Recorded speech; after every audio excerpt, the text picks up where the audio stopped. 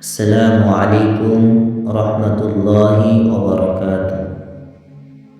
আজকে আমরা জানব রাসূলুল্লাহ সাল্লাল্লাহু আলাইহি ওয়াসাল্লাম রমাদান মাসের শেষ দশকে তিনি কীভাবে ইবাদত করতেন।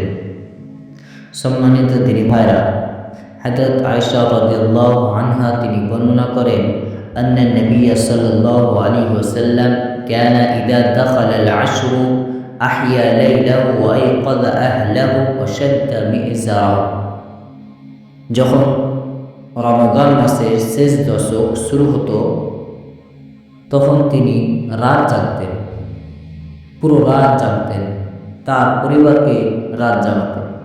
পরিবারকে তিনি জাগাতেন এবং তিনি তার লুঙ্গিটাকে শক্ত করে বেঁধে নিতেন। এই হাদিস দ্বারা বোঝা গেল রমাদান মাসে যখন শেষ দশক শুরু হয় তখন রাসূলুল্লাহ সাল্লাল্লাহু আলাইহি ওয়াসাল্লাম তিনি নিজে জাগতেন, তার পরিবারকে জাগাতেন এবং তিনি তার লুঙ্গিটাকে শক্ত করে বেঁধে নিতেন যাতে ইবাদত করাতে কোনো সমস্যা না হয়। সম্মানিত দিনী ভাইরা, আরেকটি হাদিসে হযরত আয়েশা রাদিয়াল্লাহু আনহা বর্ণনা করেন, কানা রাসূলুল্লাহ সাল্লাল্লাহু আলাইহি ওয়াসাল্লাম ইয়াজতাহিদু ফিল আশরিল আওয়াখির মা লা ইয়াজতাহিদু ফি গায়রিহা।